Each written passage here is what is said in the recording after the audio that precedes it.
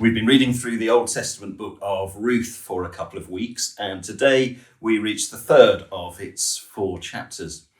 And I wonder, if you believe in God or a God of some kind, what's your view on how God acts in the world?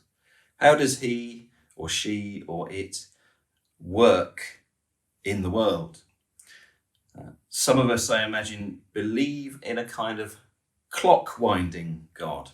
The idea that he wound up the universe in the beginning and then he stepped back to watch it slowly wind down as he kind of lost interest. The world appears to run according to some kind of impersonal physical laws which are completely independent of your God. Another version of that is the firework lighter God, the God who lit the world like a firework in the beginning and then stood back at a safe distance to watch it explode. The world seems to sort of fizzle in a completely random way. And maybe some of us believe in a kind of Superman God, in the sense that we can kind of just let things chug along without giving God much thought most of the time. But when we need him, we can call on him and he sort of swoops in like Superman and intervenes. I guess the problem with that, of course, is so often he just doesn't seem to swoop in at all when we need him or when we think we need him. And that can leave us disillusioned and disheartened. How does God, your God, work in the world? Well, this is one of the questions which the book of Ruth seeks to address in a very quiet kind of a way. How does God, the God of the Bible, how does he act in the world? Because in the book of Ruth, God never sends any angels. There are no stars in the sky, despite it being set in Bethlehem. You never hear God's voice in the story. His speech is not reported. Nobody has any dreams. And yet, in one sense, this book is all about how God is working in the world. If you've been following along so far, you might have formed the impression that it's just a quaint little tale, really, of 2 poor and destitute widows who move from Moab to Bethlehem, and a story about how their fortunes change. And it is that, but it's also a whole lot more. It's also about how the Lord, the God of Israel, acts within the deep structures of history to move the nation from one era into another, a huge shift.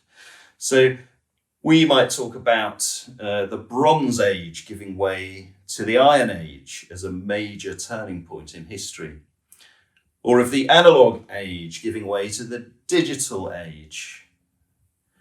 This is a shift on that scale of importance. The first verse of the book of Ruth tells us that it all took place in the days when the judges ruled. And the last verse of the book tells us that the son which Ruth bears, and sorry, this is a bit of a spoiler for next week, was Obed, who became the father of Jesse, who became the father of David, the greatest king Israel ever knew. So you see, the book of Ruth moves us from the era of the judges into the era of the monarchy. Actually, a tremendously important shift for all sorts of reasons.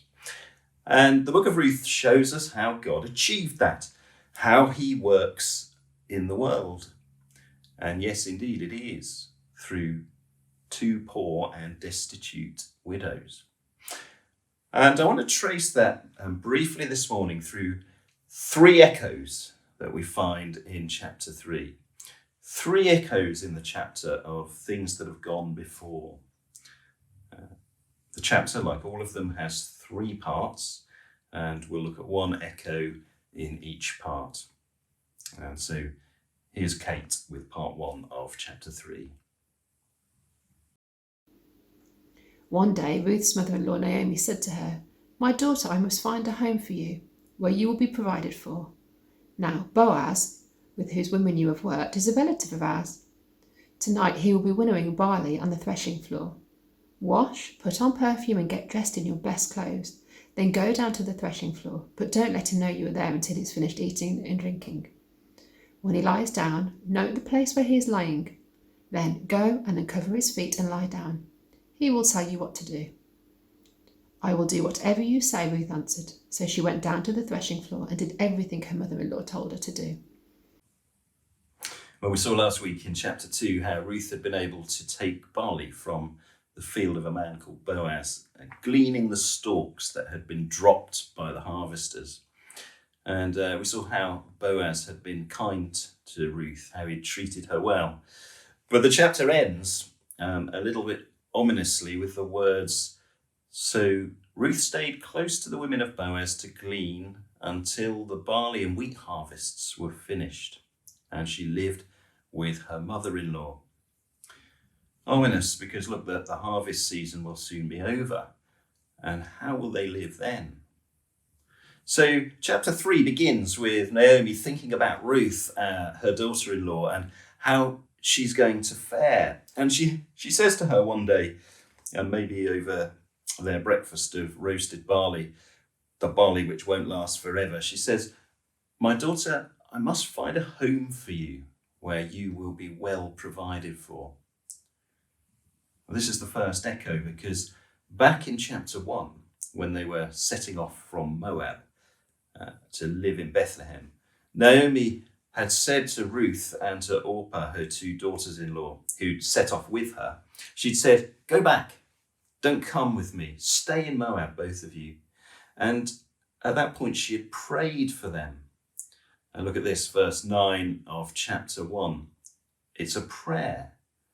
"May the Lord grant that each of you will find rest in the home of another husband." It's the same vocabulary in both places, chapter 1, chapter 3. And this is not just the ordinary word for a home, but a really beautiful Hebrew word which literally means a place to rest. What Naomi had prayed to the Lord in chapter 1, what she'd asked him for there, that he would grant Ruth a home like that, she now resolves in chapter 3 to sort that out herself. Now, I know that Naomi had become quite bitter with God, as we saw a couple of weeks ago. But I notice she's not saying, "Well, look, I prayed for this, but as usual, the Lord has not come through, so I'd better just get on with it without his help again." She's not saying that. No, actually, this is part of a little web within the book of Ruth, where we see that sometimes we can become the answer to our own prayers to God. It just takes us a while to see it. But it can sometimes dawn on us that God can work through us to be the answer to the very prayers that we have prayed to him. So Naomi hatches this plan. Kate just read it. It's kind of, well, does it strike you as a little bit saucy maybe? Ruth, go and wash, put on perfume, get dressed in your best clothes, and then go to the threshing floor where Boaz is working, and wait until he's eaten his dinner, so he'll be in the best mood possible. And then when he lies down, wait a bit, and then go and uncover his feet and lie down next to him. I mean, the astonishing thing about the way this chapter is written is that it could be anywhere from mildly saucy to extremely saucy, and you can't really be sure. It's got to be at least a little bit saucy, going out at night, looking and smelling nice and lying down next to a chap on a threshing floor. But it could well be more kind of PG than X-rated. I'm helping to lead a bit of a family service today, and I have no problem with having this chapter read, because although some of the kids might titter a little bit, they won't all. Some of them will take it entirely at face value because they know that there are some pretty odd customs in the Old Testament, and this could just be one of them. On the other hand, well, perhaps some of these words are euphemisms. Uncover his feet. And some of the commentators let their imaginations run free, putting the most X-rated interpretation on this event that you could dream up, or at least that they can dream up. Mildly saucy, extremely saucy. For me, the control lies in verse 11, where Ruth is described as a woman of noble character. For sure, she wants to stir up Boaz's interest. Without question, this is a romantic encounter, but I think it's probably more sweet than sexual. So Ruth agrees to the plan, and the narrator spares us the details of how long it took Ruth to get ready. The next thing we know, we're there at the threshing floor, and here's Jenny to read what happens next. When Boaz had finished eating and drinking and was in good spirits, he went over to lie down at the far end of the grain pile. Ruth approached quietly, uncovered his feet and lay down. In the middle of the night, something startled the man. He turned, and there was a woman lying at his feet. "Who are you?" he asked. "I am your servant Ruth," she said. "Spread the corner of your garment over me, since you are a guardian redeemer of our family." "The Lord bless you, my daughter," he replied. "This kindness is greater than that which you showed earlier. You have not run after the younger men, whether rich or poor. And now, my daughter, don't be afraid. I will do for you all you ask. All the people of my town know that you are a woman of noble character. Although it is true that I am a guardian redeemer of our family, there is another who is more closely related than I. Stay here for the night, and in the morning, if he wants to do his duty as your guardian redeemer, good, let him redeem you. But if he is not willing, as surely as the Lord lives, I will do it. Lie here until morning." So she lay at his feet until morning, but got up before anyone could be recognised. And he said, "No one must know that a woman came to the threshing floor." He also said, "Bring me the shawl you are wearing and hold it out." When she did so, he poured into it 6 measures of barley and placed the bundle on her. Then he went back to town. So Boaz finishes his work, he has his dinner, and then he lies down next to the grain pile to sleep, probably to guard it from thieves. And Ruth slips out of the darkness where she's been hiding and uncovers his feet and lies down. And half the night through, verse 8, he awakes with a start. My guess is that his feet are freezing. And he turns around and, would you look at that, there's a woman lying at his feet. "Who are you?" he says. "I am your servant Ruth," she says, verse 9. And I wonder if you can remember from the bit that Kate read that Naomi had told her in the briefing beforehand to wait and see what Boaz would say. But Ruth doesn't always do what Naomi tells her, as we've seen before. And here she most definitely goes off script. "Spread the corner of your garment over me, since you are a guardian redeemer of our family." This is the second echo. Ruth uses the word kanaf, which means a wing, as in the wing of a bird. Literally, spread your wing over me. Seems a bizarre thing to say, except that kanaf can also mean the corner of a garment. And all of the commentators agree, whether they rate this chapter on the mildly saucy scale or on the very saucy scale or anywhere in between, that Ruth's invitation to Boaz to spread the corner of his garment over her is a proposal of marriage. If you want to dig a bit deeper, look at Ezekiel chapter 16 and verse 8 and see what you find there. But the reason that this is an echo is that if you look back at chapter 2, where Boaz was being kind to Ruth while the harvest was being gathered, he prayed for her. And this is what he prayed, chapter 2, verse 12, "May the Lord repay you for what you have done." And that is committing herself to her mother-in-law and moving with her away from her own home and land. May you be richly rewarded by the Lord, the God of Israel, under whose wings you have come to take refuge. So it's an echo. The point is that Boaz could be the answer to his own prayer for Ruth.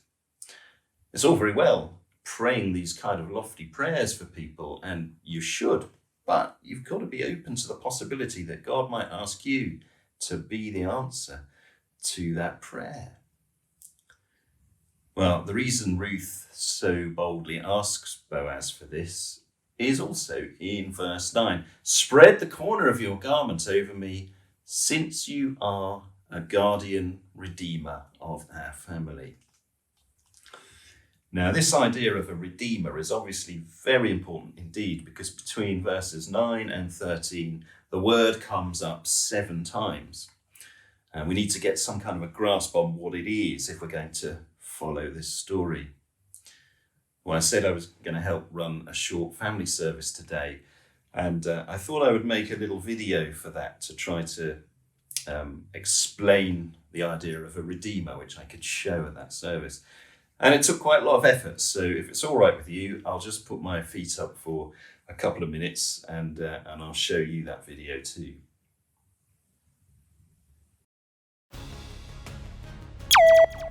Hello, we are reading through the book of Ruth at Aldridge Parish Church this month. And so far we've met Naomi and we've met her daughter-in-law Ruth. And we've seen that sadly Naomi's husband has died and Ruth's husband has died as well.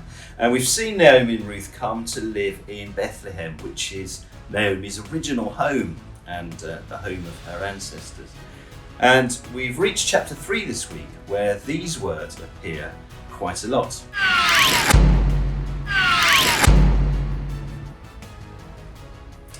Redeem and redeemer. In fact, they appear in the Bible as a whole quite a lot. And although you can go into what they mean in a literal sense, I want to see if I can explain what the effect is of redeeming someone.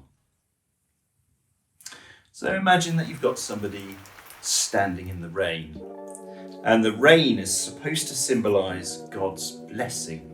And you might say to me, why are you using rain to symbolize blessing? See, if I put a lady here in the rain, she's obviously getting soaked to the skin. Why use rain to symbolise blessing? The British grumble about rain, don't we? If you watch a weather forecast, if it includes rain, the forecaster will often say that is bad news. You know, it's going to be sunny in Scotland, they might say, unlikely, I know, but it's not so good in England and Wales, not such good news because it's going to rain.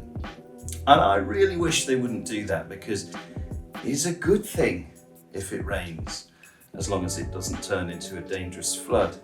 We use so much water, and where's it going to come from if it's not going to fall from the sky? So look, to get this picture here, imagine that it's a really hot day, really hot. I remember being in the town of Tiberias once with my family on an August day when the temperature was about 40 degrees centigrade. It was so hot that even the wind when it blew burnt your skin when it blew against you. Well, imagine that it's that hot. Rain would be a wonderful and welcome thing then, wouldn't it? And very often in the Bible, the rain is seen as God's blessing, and the absence of rain is seen as the absence of God's blessing. So I want you to think of this as a good thing. Think of this lady as being drenched in the blessing of God. Now, What might happen is that there's something which means that you're not receiving God's blessing as you should. You are bone dry. There is no blessing. And the effect of being redeemed is that the Redeemer moves you out of that place and into a place where you can receive all of God's blessing. You can be soaked in blessing because of the work of the Redeemer. Now, in Naomi's case, the problem is that her husband has died, and so have her sons, and she's very poor, and she's going to have to sell her land, as we find in chapter 4 of the book. And land was considered a blessing of God. Well, this blessing is drying up for Naomi's family. But there was a provision in Israelite family law that a redeemer could redeem the land. The redeemer would be a member of the extended family, and it would be his duty and his responsibility to buy back the land from whomever it got sold to, so that the land could be kept in the family. In Naomi's case, if a redeemer could be found to redeem the land, then that would be good for her. She would be able to carry on living in it, and it would remain in the possession of the family. Well, another thing that a redeemer might do is that if you fell on hard times, you might have to go and sell yourself as a slave. That is definitely taking yourself out of God's blessing, because freedom is most certainly a blessing of God. But sometimes selling yourself as a slave was really the only way out. And sadly, this is not just an ancient problem. But back then, what a redeemer could do is he could come and pay a price to the person who owned you as a slave, and you would be free again, restored to the blessing of God. This is why when the Israelites were rescued from Egypt under Moses, these words are used. They have been redeemed by God. He is their redeemer. And this language carries over into the New Testament too, which sees us as being here initially, not receiving God's blessing because of the way we turn against God, what the Bible calls sin. But Jesus is the Redeemer in the New Testament. He is the one who moves us from here to here, into the soaking of God's blessing. And he pays a price as the Redeemer, and the price he pays for that is his blood. You see that in Ephesians chapter 1, verse 7. So Boaz is the Redeemer in the book of Ruth. He redeems Naomi and Ruth. And he is a kind of picture of Jesus, the great Redeemer, who offers to redeem us all from our sin and its consequences. How? Well, by his death on the cross.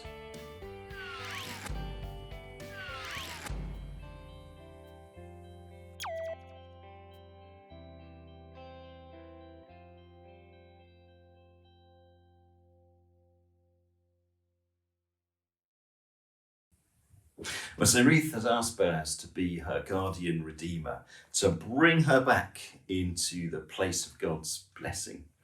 And she's asked him to do that by marrying her. It's Valentine's Day on a leap year in Bethlehem here. And this is a very, very bold thing to do, very bold, because it actually wasn't the guardian redeemer's job to marry the widow of a distant relative. I'll probably go into this a bit more next week, and it requires digging into a few technical things. But Ruth is asking Boaz to go way beyond what his responsibilities under Israelite law demanded of him. But Boaz is moved and touched and grateful, and wonderfully he agrees. Unfortunately, though, there is another redeemer one who is more closely related, and he is going to have to be consulted. And we'll see how that pans out next week in chapter 4. So the scene ends with Boaz giving Ruth the most unromantic engagement present you can imagine. He pours 6 measures of barley into her shawl as she holds it out, and she goes home to Naomi with all this barley. I guess Boaz hadn't had the foresight to go shopping for an engagement ring for her. But unusual though this present may seem, it highlights for us the third and final echo, which comes in the last scene of the chapter. And here is Heather to read that for us. When Ruth came to her mother-in-law, Naomi asked, "How did it go, my daughter?" Then she told her everything Boaz had done for her and added, "He gave me these 6 measures of barley, saying, 'Don't go back to your mother-in-law empty-handed.'" Then Naomi said, "Wait, my daughter, until you find out what happens, for the man will not rest until the matter is settled today." This is the word of the Lord. Thanks be to God. And so this is where we find the third echo. Do you remember back in chapter 1 where Naomi bitterly complained about how God had treated her? Chapter 1, verse 20, "Don't call me Naomi," she told them. "Call me Mara, because the Almighty has made my life very bitter." Verse 21, "I went away full, but the Lord has brought me back empty." The famine may have been over in Bethlehem, but there was a famine in Naomi's life, with her husband dead, and with her sons dead, and with her daughters-in-law childless. There was no one to carry on the family line. That's such an important thing in that culture. The Lord, she says, has brought me back empty. Well, that word empty, rekam, only appears twice in the book of Ruth. There, in the complaint in chapter 1, and here at the end of chapter 3. It's a very deliberate echo. So here in chapter 3, Ruth told Naomi everything Boaz had done for her and added verse 17, "He gave me these 6 measures of barley, saying, 'Don't go back to your mother-in-law empty.'" Rekam. We have to put empty-handed in English to make sense, but it's the same Hebrew word, rekam. The hint is that Naomi is not going to be empty after all. The barley is not just for porridge, it's also a sign, but we have to wait for chapter 4 for that. So, how does your God act in the world? Part of the purpose of the story of Ruth is to show us that the God of the Bible will often act quietly in the background through the stories of ordinary people. And that sometimes he will act very quietly through those ordinary people, enabling them on occasion to be part of the answer to the very prayers that they bring to him. There are no angels in this book. There are no stars in the sky, no dreams in the night. God's voice is not reported. And yet these really quite ordinary women, Naomi and Ruth, further the work of God because they know his heart. And with faithful hearts of their own, they cooperate with him and they take some action. And through them, God brings about very startling change, not just locally, not just nationally, but universally. If the story of Naomi and Ruth is the story of us, I wonder what all that might mean for you in your circumstances now.